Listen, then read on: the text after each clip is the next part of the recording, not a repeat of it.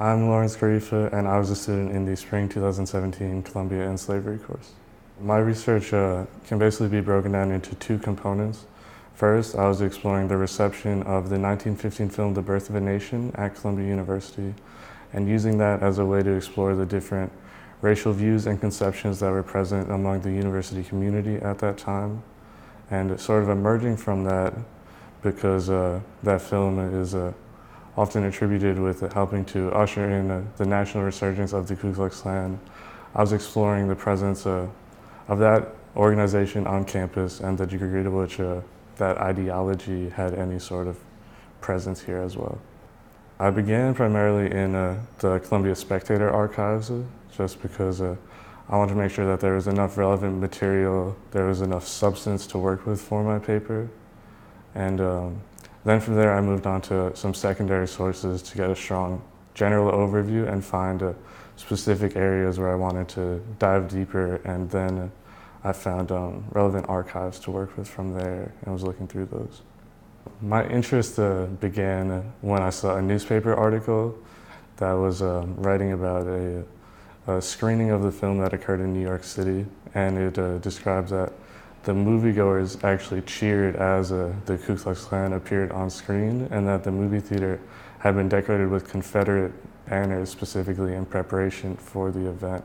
So I was sort of surprised that not only the enthusiasm for the technical achievements of the film, which I had sort of expected, but also the enthusiasm for its embrace of what is a racist Southern heritage and mythology. So from there, I thought it would be interesting to examine whether or not it was received similarly at Columbia, and whether or not any praise for it stemmed from the technical side or specifically from the certain historical and depictions that it was offering.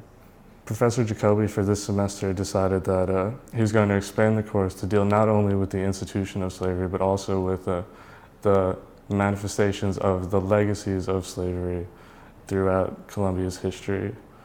So The Birth of a Nation is interesting because it sort of drudged up all of this history of the Civil War and the Reconstruction era and brought it back to the national forefront. And in the wake of that came the Ku Klux Klan with this specific understanding of that era that is historically inaccurate and also quite racist. And I was interested in how these things were playing out at Columbia, because an institution that was founded by people who owned slaves, who earned their profits from slaves, where slaves lived, these legacies exist there, and it's perhaps to be expected that these things would be taking place there as well, that the legacy of a Reconstruction would be interpreted, in this way, perhaps in a way that's more beneficial to an institution that has that history with slavery. I think Griffith's film and the rise of the Ku Klux Klan are intimately connected with the history of slavery, and they're intimately connected with the 20th century efforts for both public individuals as well as historians, and clearly in this case filmmakers, to try to wrestle and fight over the legacy and the memory of those institutions and how people would deal with them publicly. There were a number of things that stood out. Some were more extreme than others.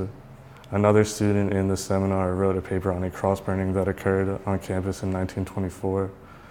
That was definitely one of the more shocking things that I was learning about. But part of my research, because I was looking at the presence of the Klan on campus, something that definitely stood out was seeing the few examples of individuals affiliated with Columbia that actually publicly opposed the film and engaged in public demonstrations against the film. These were important because they sort of made the narrative that I was working with a little more complex, and it's important to recognize that most of the individuals at Columbia and in this time were engaging in this one way. There were individuals who were actively opposing both the birth of a nation in New York City and also the spread of the Ku Klux Klan to New York City.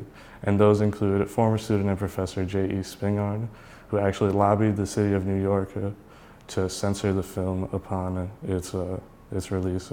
He worked with the NAACP.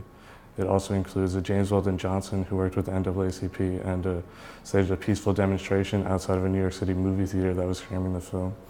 And it includes Edward Frazier, who was a fellow at Columbia School of Social Work, who was actually arrested at that demonstration.